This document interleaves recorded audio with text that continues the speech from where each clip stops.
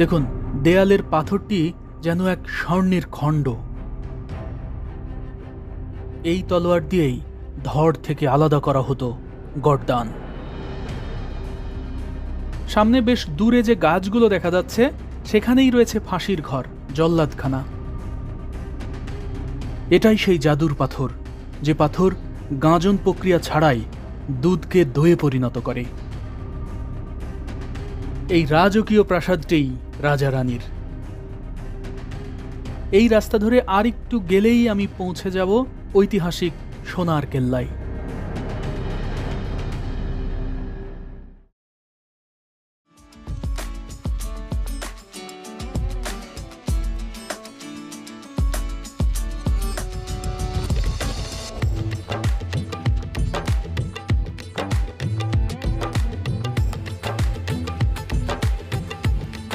জয়সলমের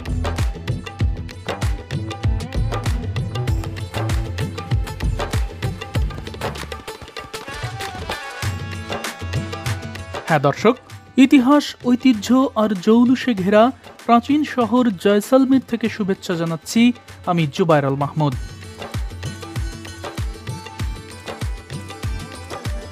ছোটবেলায় সোনার কেল্লার গল্প শোনেননি এমন মানুষ হয়তো খুঁজেই পাওয়া যাবে না। প্রখ্যাত চলচ্চিত্রকার সত্যজিৎ রায়ের ঐতিহাসিক ফেলুদা সিরিজে পড়া সোনার কেল্লার গল্পটি আসলে রূপকথা নয়। হ্যাঁ দর্শক, আজ আমি আপনাদের দেখাবো সেই সত্যিকারের সোনার কেল্লা, যেখানে আজও বাস করেন সত্যিকারের রাজা রানী, রাজকুমার রাজকুমারীরা। তুলে ধরব সেখানকার রাজমহলে থাকা রাজার 16 জন রানীর এক বিলাসবহুল জীবন কাহিনী।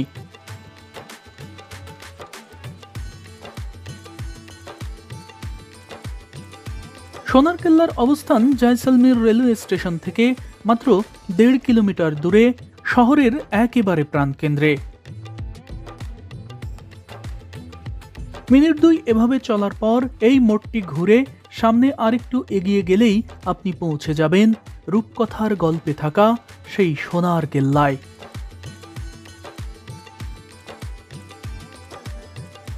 সোনারঙা পাথর দিয়ে তৈরি এখানকার এই ইমারতগুলো পেছনে ফেলে সামনে সামান্য একটু এগিয়ে যেতেই এক পাহাড় চূড়া থেকে হঠাৎই উকি দেয় স্বপ্নে দেখা সেই রূপকথার কেল্লা।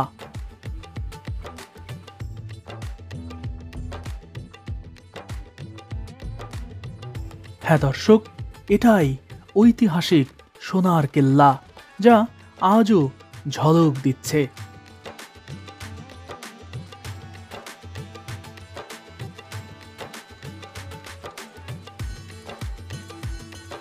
তপ্ত দুপুরে 50 ডিগ্রি সেলসিয়াস তাপমাত্রার মধ্যে সূর্যের কিরণ যখন এই রাজপ্রাসাদে পড়ছিল, তখন প্রাসাদের হলদে পাথরগুলো চারপাশে এমন সোনালী আভা ছড়াচ্ছিল, যা দূর থেকে দেখলে মনে হচ্ছিল যেন এটি সত্যিকারের স্বর্ণ দিয়ে মোড়ানো এক রাজপ্রাসাদ।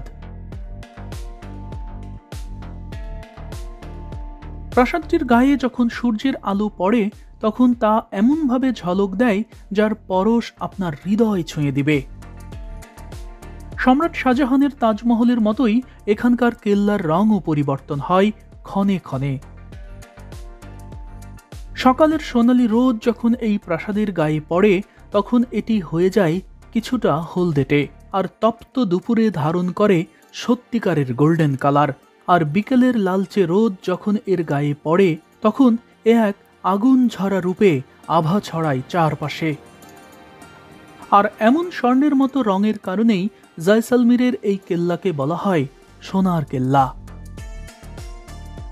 তবে ঐতিহাসিক এই কেল্লার ভেতরে প্রবেশ করতে হলে আপনাকে সোজা চলে যেতে হবে এখানকার এই প্রবেশদ্বারের সামনে। রাজকীয় এই প্রবেশদ্বারের নাম অক্ষয় পোল।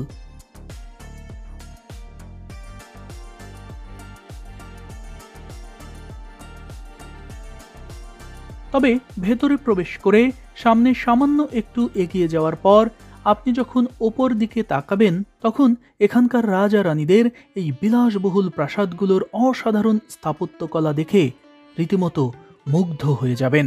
আগ্রহ বাড়বে পুরো রাজমহল ঘুরে দেখার।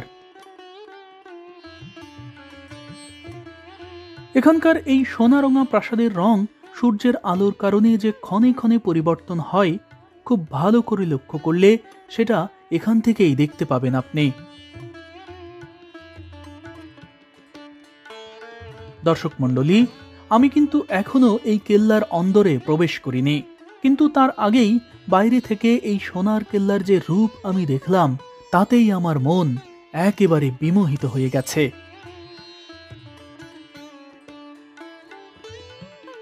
প্রথম গেট দিয়ে ভেতরে প্রবেশ করার পর আপনারা কখনোই ভাববেন না যে আপনি মূল প্রাসাদের বা রাজা রানীর যে অন্দর, সে অন্দরমহলের কাছাকাছি চলে এসেছেন। বিষয়টি একেবারেই তেমন নয়। আপনাকে পার হতে হবে অন্তত বেশ কয়েকটি গেট। কিছু ঝিকঝাক গেটও রয়েছে, অর্থাৎ শত্রুদের আক্রমণ প্রতিহত করার জন্য, মানে ছায়া গেট বলা যায়। মনে হবে যে এটা গেট, কিন্তু আসলে গেট নয়, এরকম গেটও রয়েছে। হ্যাঁ দর্শক, মূল প্রাসাদে যেতে হলে আপনাকে পার হতে হবে এমন 4টি গেট।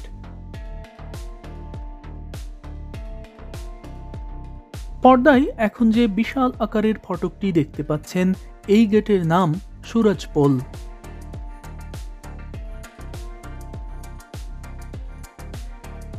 এখানকার এই গেটের যে লোহাগুলো দেখতে পাচ্ছেন, এগুলো কিন্তু সবই সেই আমলের। আর এই গেটটিকেই বলা হচ্ছে সরোজপোল।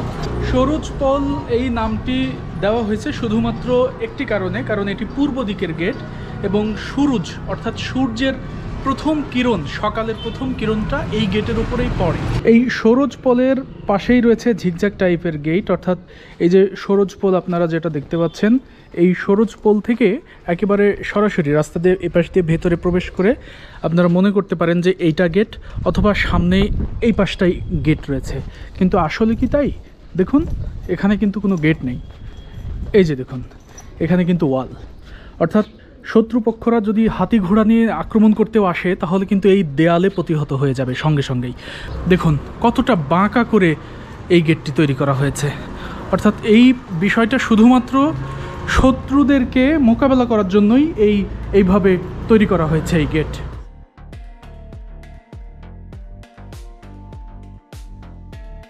কৌশলগতভাবে তৈরি এই রাস্তার মাঝখানে তৈরি করা হয়েছে এখানকার 3য় গেট, যার নাম গণেশপোল। তবে এখানকার প্রতিটি গেটের ওপর তৈরি করা এই অসাধারণ ইমারতগুলো সহ পায়ে হাঁটার এই পথ, গেটের দরজা, নকশা সবই প্রায় 800 বছরের পুরনো।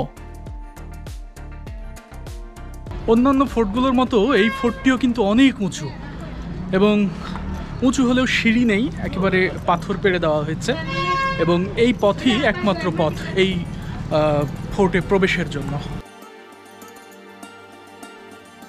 তবে আমি যখন এই পথ ধরে হাঁটছিলাম, তখন এখানকার সুউচ্চ অট্টালিকাগুলো আমাকে দারুণভাবে আকর্ষণ করছিল।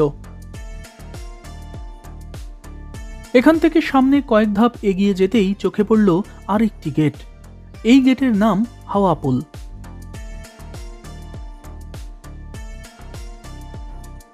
এখানে প্রাসাদের ওপরে যে পতাকাটি উঠছে, সেটা জয়সলমেরের নিজস্ব পতাকা। আর এভাবে পতাকা ওড়ার অর্থ হচ্ছে রাজা এখন প্রাসাদে উপস্থিত রয়েছেন। এছাড়া প্রাসাদের ওপরের ওই অংশে প্রচুর পরিমাণে বাতাস লাগে এবং সেখানে হাওয়া উপভোগ করার জন্য বিশেষ জায়গাও রয়েছে। মূলত সে কারণেই এখানকার এই গেটের নাম হাওয়াপোল।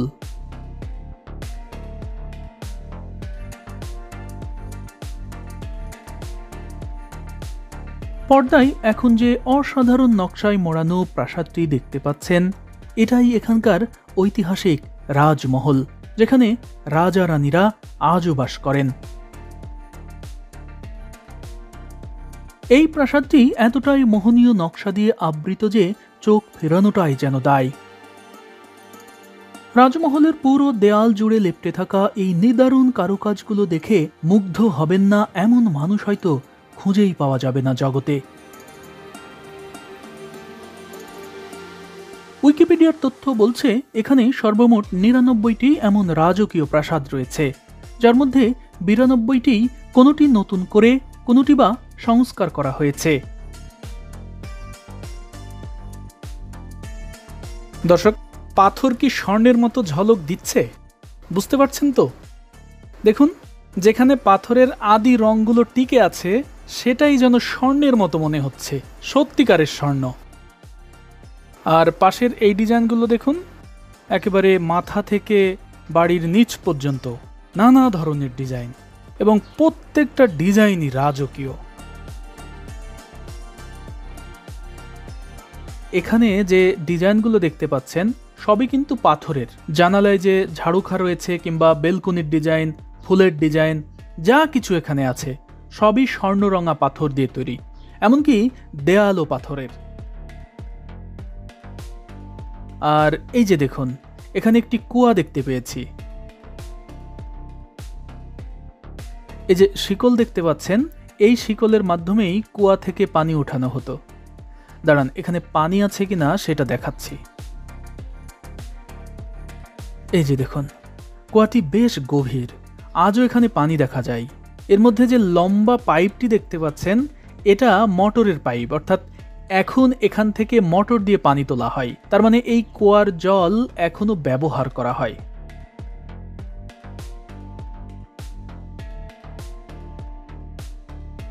এছাড়া এই কুয়া থেকে সামান্য একটু সামনে এগিয়ে গেলেই দেখতে পাবেন এখানকার এক রাজকীয় মন্দির।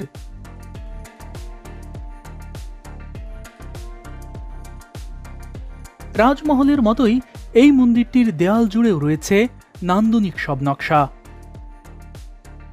পাথরের ওপর কত ধরনের নকশা যে তোলা যায় তা আপনি যদি এখানে নিজে চোখে এসে না দেখেন তাহলে কোনোভাবেই ক্যামেরা দিয়ে এর আসল সৌন্দর্য বোঝানো যাবে না।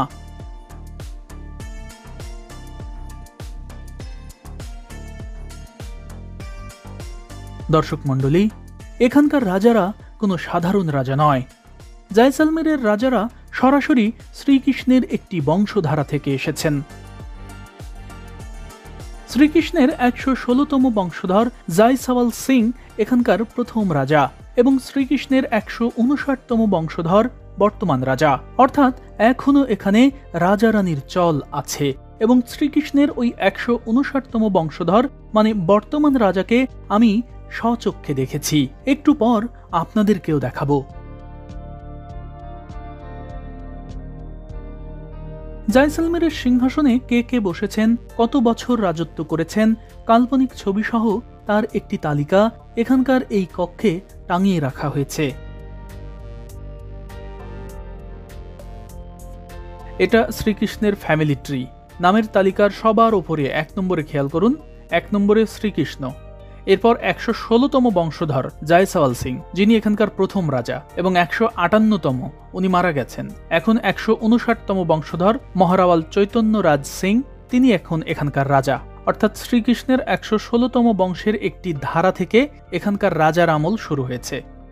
भगवान श्री कृष्ण के फर्स्ट किंग जैसल 116 नंबर के, अभी दिन का डेथ हो गया 158, नया बना 159।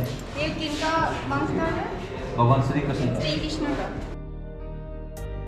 দর্শক মণ্ডলী, আমি আপনাদের সহজে বোঝানোর জন্য এখানকার শাসকদের রাজা হিসেবে উল্লেখ করেছি, কিন্তু প্রকৃত অর্থে জয়সলমীরের শাসকদের রাওয়াল বা মহারাওয়াল বলা হয়, অর্থাৎ রাজা বা মহারাজা। পর্দায় এখন যে ছবিটি দেখতে পাচ্ছেন এটা জয়সলমীরের প্রতিষ্ঠাতা মহারাওয়াল জয়সওয়াল সিং এর কাল্পনিক ছবি। উইকিপিডিয়ার তথ্য বলছে জয়সওয়াল সিং ১১৪৩ সালে তার ভাইয়ের ছেলে লোদ্রুভার রাওয়াল ভোজদেওকে যুদ্ধে পরাজিত করে ক্ষমতার সিংহাসনে বসেন, এবং ১১৫৬ সালে তিনি এখানে একটি ছোট্ট পাহাড়ের ওপরে নতুন করে একটি শহর প্রতিষ্ঠা করেন, আর ওই শহরের নাম জয়সওয়াল সিং এর নাম অনুসারেই রাখা হয় জয়সলমের। তবে এখানকার শাসকদের মধ্যে সবচেয়ে শক্তিশালী এবং বিশাল দেহী শাসক ছিলেন মহারাওয়াল শালিবাহন সিং। পর্দায় এখন যে ছবিটি দেখতে পাচ্ছেন এটাই মহারাওয়াল শালিবাহন সিং, যিনি প্রায় ৭.৫ ফুট লম্বা ছিলেন আর ওজন ছিল প্রায় ২০০ কেজি, আর তার রানীর সংখ্যা ছিল ১৬ জন। তবে কোনো কোনো বর্ণনায় পাওয়া যায় তার রানীর সংখ্যা ছিল ২১ জন। এই যে সামনে যে দরজাগুলো দেখতে পাচ্ছেন, এই একটা এই একটা একটা, তারপরে যে এই পাশে, এগুলো সবই রানীর রুম। এখানে আসলে ১৬ জন রানী ছিল এই রাজার, ১৬ জন রানী, অর্থাৎ ১৬ সতীনের প্রাসাদ আর কি এটা। আর এখন এই রাজার এই ফোর্টের বিভিন্ন অংশ, কোথায় কোন অংশে কে থাকে, এই বিষয়গুলো এখানে দেয়ালে টাঙিয়ে দেওয়া হয়েছে দর্শনার্থীদের দেখার জন্য। আর নিশ্চয়ই দেখতে পাচ্ছেন পুরো ফোর্টটি বা পুরো প্রাসাদটি পাথরের, এই যে পাথরখণ্ডের যে জয়েন্ট সেটি অনুভব করতে পারছেন, সেটি দেখতে পাচ্ছেন নিশ্চয়ই। আর এই পাথরের গায়ে যে রং দেখতে পাচ্ছেন, অর্থাৎ এই যে স্বর্ণের মতো যে রংটি, এই স্বর্ণের মতো রঙের কারণেই এই 1603 এই প্রাসাদকে বলা হয় সোনার কেল্লা।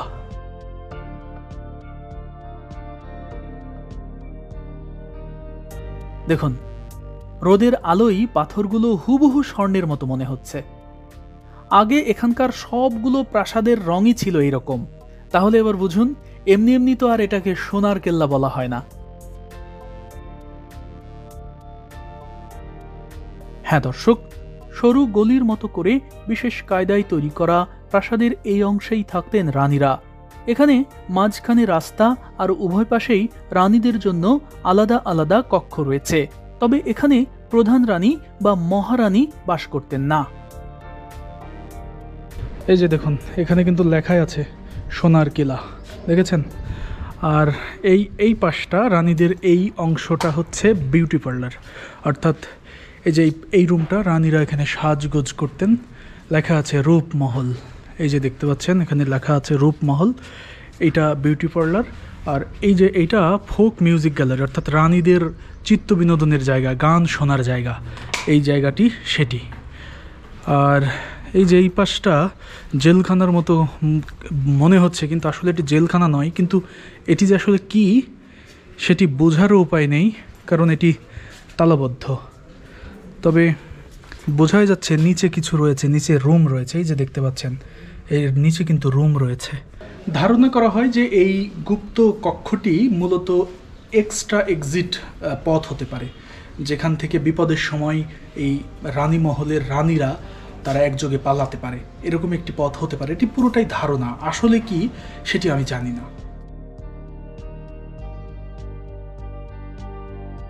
এছাড়া এই পথ দিয়ে সামান্য একটু সামনে এগিয়ে গেলেই আপনি পৌঁছে যাবেন রানীদের হোলি খেলার উঠানে।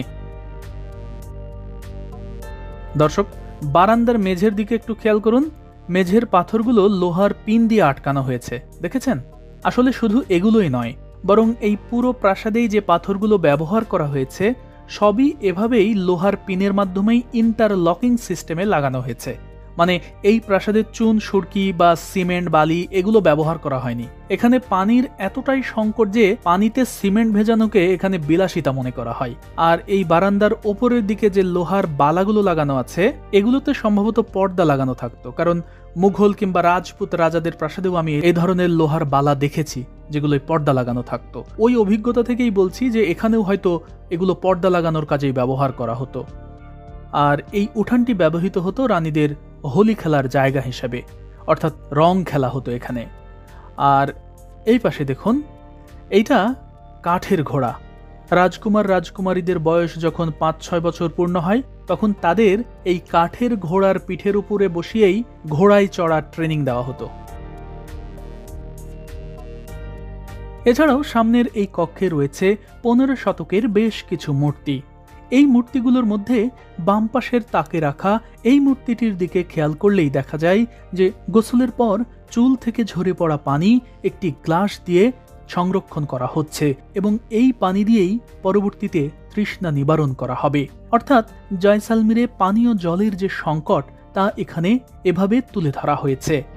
আর মাঝখানের মূর্তিটি তার প্রেমিকের কাছে চিঠি লিখছে, মানে প্রেমপত্রের বিষয়টি ওই সময়ে যে চালু ছিল সেটাই এখানে বোঝানো হয়েছে। আর শেষের এই মূর্তিটি নর্তকীর।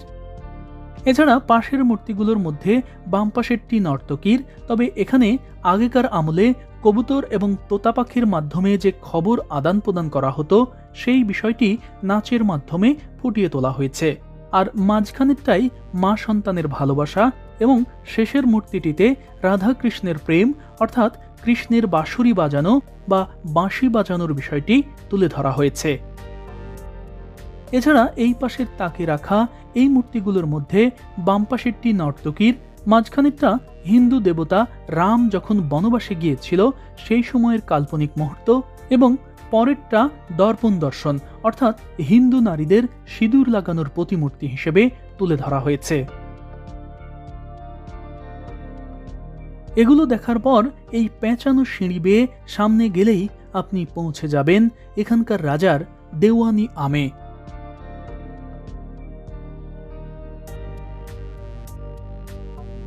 হ্যাঁ দর্শক, এখানকার এই বাদশাহী কোলবালিশে হেলান দিয়েই রাজা আম জনতার কথা শুনতেন। তবে রাজা যখন এখানে বসতেন তখন জনগণ বসতেন দরজার ওপাশের এই স্থানে। এই দরজাগুলো এখন বন্ধ রাখা হয়েছে, কিন্তু ওই সময় কিন্তু বন্ধ ছিল না। আর দেওয়ানি আমে এই যে পাশে যে জানালার মতো একটি ডিজাইন দেখতে পাচ্ছেন, এই যে এটা কিন্তু কাঠের ডিজাইনের মতো মনে হয় দূর থেকে তাকালে, কিংবা হাতে স্পর্শ করলেও মনে হয় যে কি যেন এটি কি আসলে। দেখুন কতটা নিখুঁত কাজ।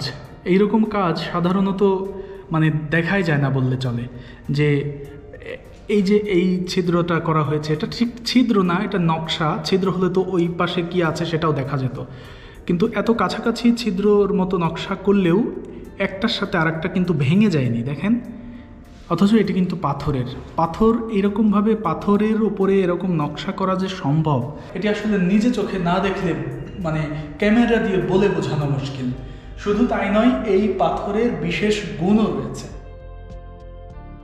শুধু দেয়ালের এই পাথরই নয়, বরং এখানে যা কিছুই দেখবেন, যে নকশাগুলোই দেখবেন, সবই পাথরের উপরই করা।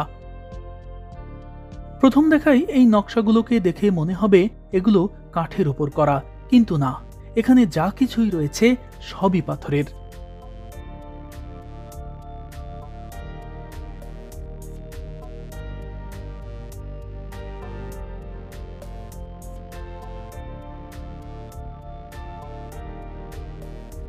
তবে আমাদের গাইড জানিয়েছে দেয়ালের এই পাথরটির বিশেষ একটি গুণ রয়েছে। তিনি জানান পাথরটি বহু বছর আগের। সমুদ্র শুকিয়ে যাওয়ার পর সেখানকার প্রাণীদের জীবাশ্ম থেকে এই পাথরের উৎপত্তি। আর এই ধরনের পাথরকে বলা হয় হাবুর পাথর। इसका गिलास में रात को जल भर के सकाले जल खा लो। सकाले जल खाने से किसी ब्लड को प्यूरिफाई करता है। এই পাথর সারা রাত পানিতে ভিজিয়ে রেখে সকালে যদি কাউকে খাওয়ানো যায় তাহলে তার ব্লাড প্রেশার, হার্টের সমস্যা, ডায়াবেটিস, গিরা ব্যথা সব কিছু ভালো হয়ে যাবে। বিশ্বাস না হলে আপনি হাবুর স্টোন লিখে গুগলে সার্চ করে দেখুন। हार्ट है, बीपी है, शुगर है, डायबिटीज है, जॉइंट पेन है, इसको पूरा कंट्रोल करता है। मेडिसिन के लिए काम आता है। गूगल में सर्च कीजिएगा HABU और हाबुर स्टोन जिसमें पत्थर का पूरा जानकारी। দর্শক মণ্ডলী, গাইডের কথা অনুযায়ী আমি হাবুর স্টোন লিখে গুগলে সার্চ করেছি। গুগল বলছে হাবুর পাথর একটি অলৌকিক জীবাশ্ম। এটি আজ থেকে প্রায় 1250 বছর আগে তৈরি হয়েছিল। এটি এমন একটি পাথর যা গাজন প্রক্রিয়া ছাড়াই দুধকে দইয়ে পরিণত করতে পারে।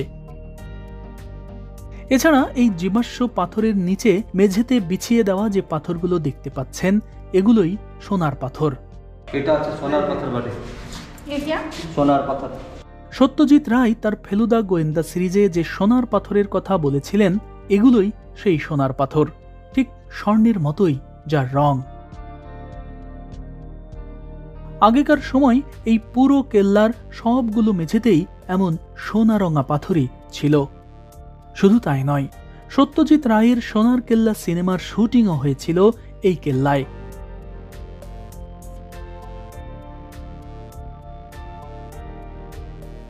দেওয়ানি আমের পাশের এই কক্ষটিই ছিল রাজার বেডরুম, যেখানে আজও সেই আমলের অনেক কিছু রয়েছে।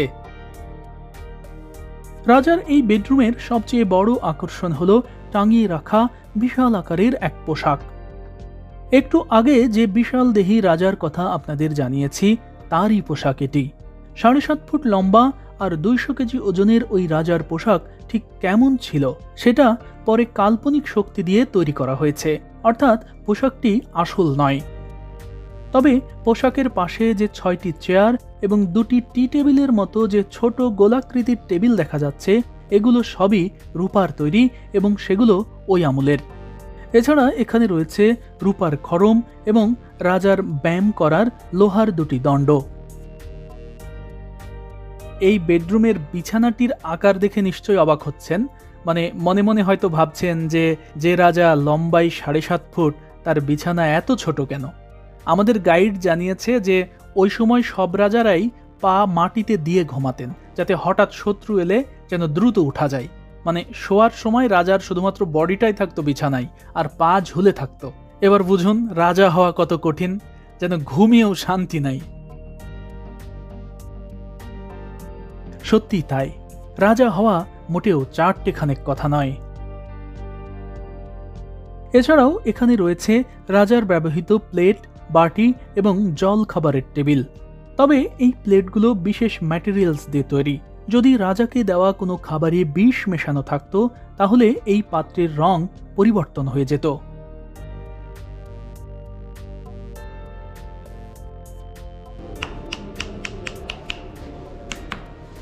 দর্শক খেয়াল করুন, এখানকার ঘরগুলোর ছাদ তৈরিতে কাঠের ব্যবহারও ছিল। বিশেষ প্রক্রিয়ায় তৈরি এই ছাদের কারণেই ঘরগুলো শীতের দিনে থাকে গরম এবং গরমের দিনে থাকে ঠান্ডা।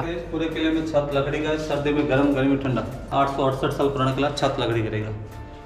এছাড়া এই যে এই পাশে এখানে রাখা এগুলো ওই সময়ের বিভিন্ন যুদ্ধাস্ত্র, হেলমেট। ये राजा लड़ाई के समय लगा सर पे हेलमेट होता था, और लकड़ी के भाले उसके पॉइजन विष लगा के मार देते थे। আর ওই যে ওই পাশের ওগুলো বিষ মাখানো বর্ষা, সবগুলোর মাথাতেই বিষ মাখানো আছে। এ পাশে দেখুন, এই যে এই তলোয়ারগুলো দিয়েই যুদ্ধের ময়দানে শত্রুকে শেষ করে দেওয়া হতো। আর এই তলোয়ারগুলোর পাশে খেয়াল করে দেখুন, এগুলো চাবুক। তবে এই চাবুকগুলোর বড় বৈশিষ্ট্য হচ্ছে এগুলো মহিষের চামড়া দিয়ে তৈরি। আর এই যে এই পাশে দেখুন, এখানে কয়েকটি পিস্তল রাখা আছে। এখানে মহিষের শিংয়ের মতো বাঁকানো যে জিনিসগুলো দেখতে পাচ্ছেন, এগুলোতে গান পাউডার রাখা হতো। আর পাশের দেয়ালে টাঙিয়ে রাখা এই বিশাল আকারের বন্দুকগুলো উটের পিঠে বসে ব্যবহার করা হতো। অর্থাৎ উটের পিঠে কিন্তু 2 জন বসে, মানে সামনে যে বসতো তার কাঁধে বন্দুকের নল থাকতো, আর পেছনে যে বসতো সে ফায়ার করত, আর বন্দুকে গুলি লোড করা হতো এর মাথা ভেঙে। এটা তীরধনুক। আর এই পাশের এগুলো খেয়াল করুন, এগুলো বিশেষ ধরনের বল্লম। আসলে এগুলো বল্লমের মাথা। হাতি ঘোড়ার পিঠে বসে থাকা অবস্থায় এগুলো দিয়ে যুদ্ধ করা হতো। পাশের এই যে এইটার মতোই প্রত্যেকটার গোড়ায় এই ধরনের শক্ত একটা কাঠের লম্বা হাতা লাগানো থাকতো।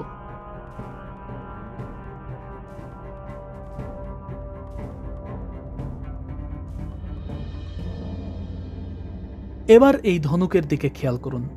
ধনুকের তীর সাধারণত চোখা হয়, কিন্তু এটি চাঁদের মতো। খেয়াল করেছেন? আসলে এটা গলা কাটা তীর, অর্থাৎ এই তীর মানুষের গলা বরাবর ছোড়া হতো। যদি কারো গলায় এটা লাগতো তাহলে তার ধড় থেকে আলাদা হয়ে যেত মাথা। পাশের কক্ষে চলুন, সেখানে রাজার সিংহাসনও রয়েছে।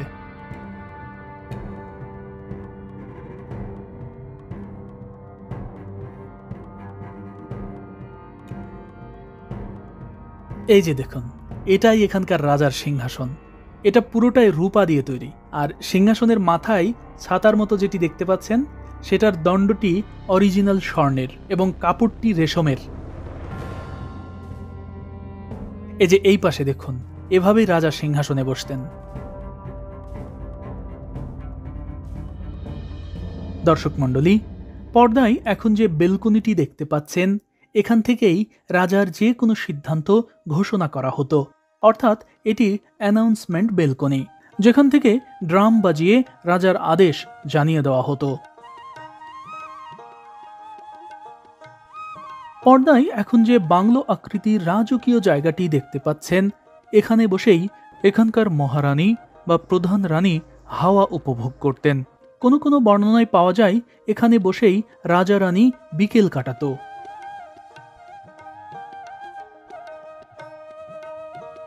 তবে নিদারুণ নকশায় মোড়ানো এই চত্বরে আদৌ রাজা আসতেন কিনা তা আমার সন্দেহ হয়, কেননা এর পাশেই রয়েছে টয়লেট। হ্যাঁ দর্শক, এটাই এখানকার প্রধান রানীর টয়লেট, যার দেয়ালে লক্ষ্য করলে আজও দেখা যায় লোহার পিন দিয়ে কিভাবে পাথরগুলো আটকে রাখা হয়েছে। তবে টয়লেটের পাশে রাজা এবং রানীর বসার জন্য আলাদা দুটি জায়গা রয়েছে, কিন্তু তাই বলে রানীর সাথে রাজা এই টয়লেটের পাশে বসে আড্ডা দিত? আপনাদের কি মনে হয়? কমেন্ট করে জানাতে পারেন। এখানকার এই রাজকীয় প্রাসাদের রানীমহল মূলত এই অংশ থেকেই শুরু হয়েছে। রানীমহলে প্রবেশের পর শুরুতেই একটি স্ট্যাচু দেখতে পাবেন। এটি হাতির দাঁত দিয়ে তৈরি এবং এটি 200 বছরের পুরনো মূর্তি। আর এই মূর্তিটিতে যে ধরনের পোশাক পরানো হয়েছে এটা জয়সলমীরের ঐতিহ্যবাহী পোশাক। আর আমরা এখন অবস্থান করছি প্রধান রানী বা মহারানীর কক্ষে।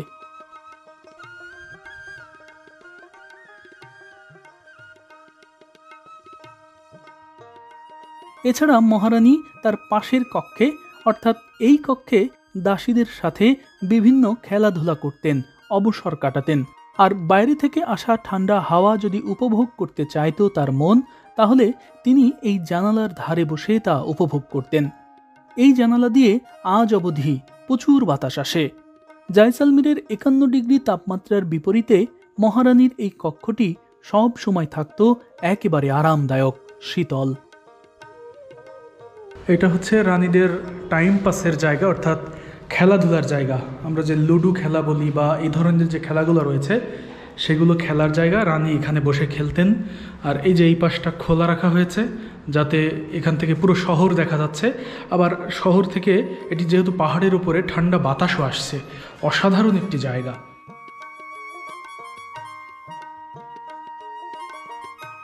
তবে এখানকার রানীরা ঠিক কী ধরনের বিলাসবহুল জীবন কাটাতেন তা এই ছবিগুলো দেখলেও ধারণা পাবেন।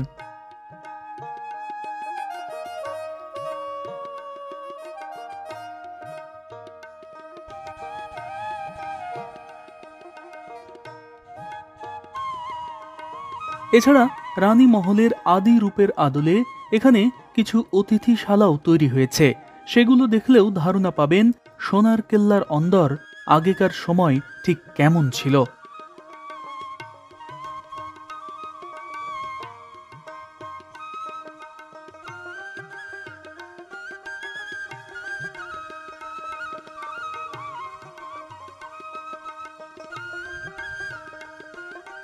মহারানীর এই কক্ষ থেকে সামনে একটু আগালেই রানীমহলের এই চত্বরে এসে দেখতে পাবেন পাথর দিয়ে তৈরি এই কেল্লার অসাধারণ একটি ম্যাপ। এই নকশার মাধ্যমে এই কেল্লার কোথায় কি আছে সবকিছুই ফুটিয়ে তোলা হয়েছে। তবে এই নকশাটির বড় বৈশিষ্ট্য হলো এটি দেখতে প্রায় হুবহু ভারতের মানচিত্রের মতো, অর্থাৎ জয়সলমীরের কেল্লা যে পাহাড় চূড়ার ওপর অবস্থিত সেই পাহাড়টির আকার অনেকটাই ভারতের মানচিত্রের মতো। এই যে এইটা হচ্ছে প্রধান গেট। এই গেট দিয়ে প্রবেশ করার পর তারপরে এসে এই যে এর একটা গেট, সরোজ পোল যেটাকে বলছি, সরোজ পোল থেকে আবার ইউটার্ন, এখানে আর একটা গেট রয়েছে। এ পাশ দিয়ে এসে আমরা কিন্তু এখন এই জায়গাতে অবস্থান করছি। এ পথে কয়েক ধাপ সামনে আগালেই আপনি পৌঁছে যাবেন রাজমহলের একেবারে ওপরে, ছাদে। এখানকার এই ছাদ থেকে পুরো জয়সলমের শহর দেখা যাচ্ছে, কোন দিকে কি আছে সব কিছু দেখা যাচ্ছে। এমনকি এই রাজপ্রাসাদের কোথায় কি আছে সেটিও অনেকখানি বোঝা যাচ্ছে। যেমন এই যে এইটা দেখতে পাচ্ছেন, একটি অটো আসছে, সেটি যে গেট দিয়ে প্রবেশ করলো সেটি কিন্তু এখানকার প্রধান গেট। এরপরে এই যে এটা দ্বিতীয় গেট, সরোজ গেট যেটাকে বলা হলো সেইটা। তারপরে ওখান থেকে ইউটার্ন নিয়ে এসে এই যে এই পাশ দিয়ে প্রবেশ করতে হলো।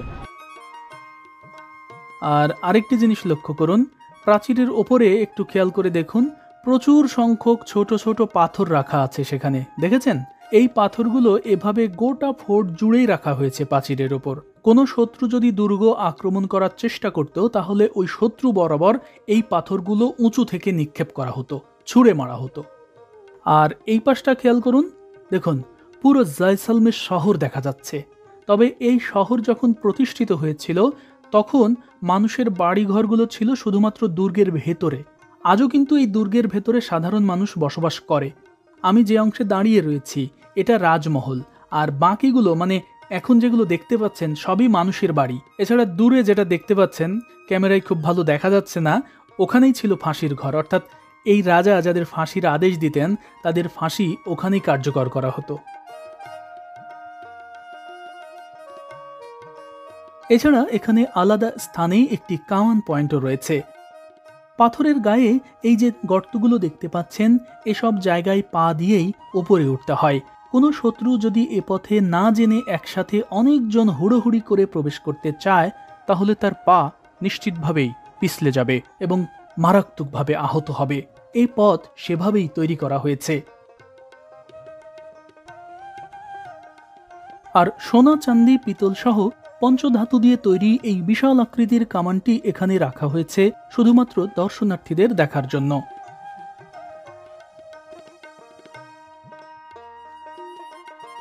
দর্শক মণ্ডলী, আমরা যখন পুরো রাজমহল ঘুরে বাইরে বের হচ্ছিলাম, ঠিক তখনই দেখা হয়ে গেল এখানকার বর্তমান রাজার সঙ্গে।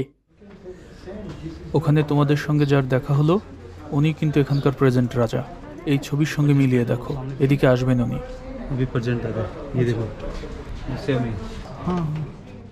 দর্শক মণ্ডলী, আমি আমার জীবনে এই প্রথম স্বচক্ষে কোনো রাজাকে দেখলাম, কিন্তু টি শার্ট আর প্যান্ট পরা অবস্থায় কোনো রাজাকে দেখব তা কোনোদিনও কল্পনা করিনি।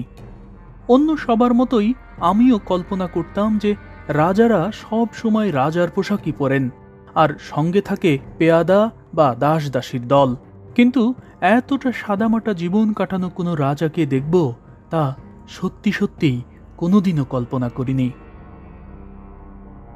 হ্যাঁ দর্শক, এই মানুষটি জয়সলমীরের বর্তমান মহারাজা মহারাওয়াল চৈতন্যরাজ সিং। ইনি মহারাওয়াল ব্রজরাজ সিং এর মৃত্যুর পর 2020 সালে সিংহাসনে বসেন।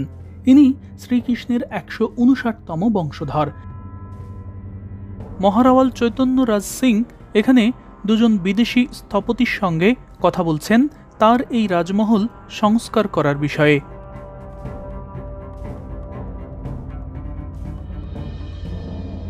তবে অসাধারণ নকশায় মোড়ানো এই সোনার কেল্লা কিছু বেদনার ইতিহাসও বহন করছে। প্রখ্যাত লেখক রিমা হোজার লেখা আ হিস্ট্রি অফ রাজস্থান গ্রন্থের তথ্য বলছে 1294 সালে দিল্লির সুলতান আলাউদ্দিন খিলজির একটি ধন সম্পদবাহী কাফেলা জয়সলমীর অতিক্রম করছিল।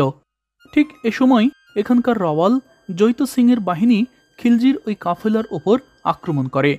এতে আলাউদ্দিন খিলজি এতটাই বিরক্ত হন যে তিনি জয়সলমীর দুর্গ অবরোধ করেন। তখন নিশ্চিত পরাজয়ের মুখে রাজমহলের নারীরা জহর করেন।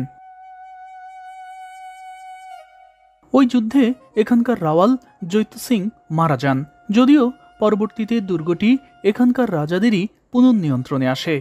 রিমা হোজা তার হিস্ট্রি অফ রাজস্থান গ্রন্থে আরও উল্লেখ করেছেন, এখানকার রাওয়াল দ্বিতীয় জৈত সিং এর আমলে জয়সলমীর আক্রমণ করে বিকানের রাজা লোনাকারন। এছাড়া লোনাকারন নামে জয়সলমীরেও একজন রাজা ছিলেন। এই রাজার শাসনামলে মারওয়ারের শক্তিশালী রাও মালদে আক্রমণ করে জয়সলমীর দখল করেছিল। পরে এখানকার রাজা লোনাকারন তার মেয়ে উমাদেকে মারওয়ারের রাজার সাথে বিয়ে দিয়ে দ্বন্দ্ব মীমাংসা করেছিলেন। এছাড়া রাওয়াল লোনাকরণের শাসনামলে আফগান প্রধান আমির আলীও এই সোনার কেল্লায় আক্রমণ করেছিল। সেই যুদ্ধে এখানকার রাজা মনে করেছিল যে তিনি হেরে যাবেন। এ কারণে তিনি যুদ্ধ শেষ হওয়ার আগেই রাজমহলের নারীদের নিজের হাতেই জয় করেন, কারণ জহরের ব্যবস্থা করার সময় তখন হাতে ছিল না। কিন্তু আফসোস, সেই যুদ্ধে শেষ পর্যন্ত এখানকার রাজারই জয় হয়। রানীদের মধ্যে এখানে যারা জহর করেছিলেন তাদের হাতের ছাপ বিশেষ প্রক্রিয়ায় এভাবেই পাথরের উপর তুলে রাখা হয়েছে।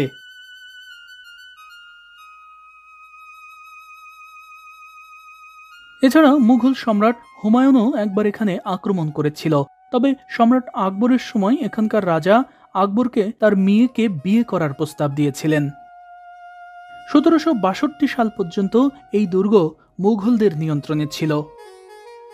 এছাড়া বিকানের এবং যোধপুরের রাঠোদের সাথেও বারবার যুদ্ধ করতে হয়েছে জয়সলমীরের রাজাদের।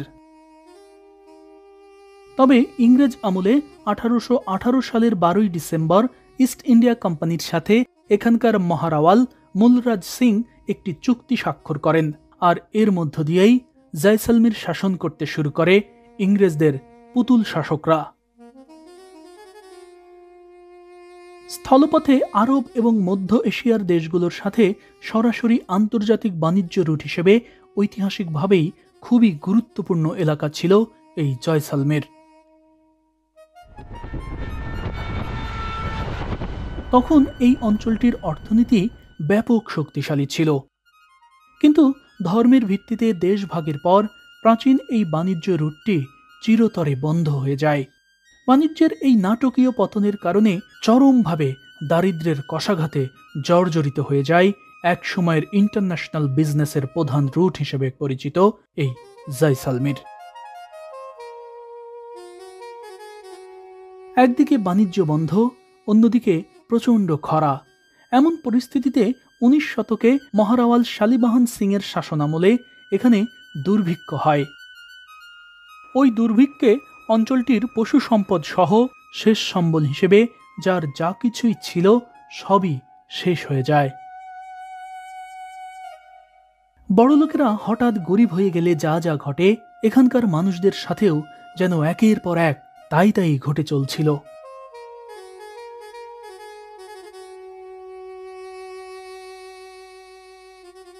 এখন এখানকার মানুষের প্রধান আয়ের উৎস পর্যটক। এখানে অবশ্য প্রচুর সংখ্যক বিদেশি পর্যটকও আসে।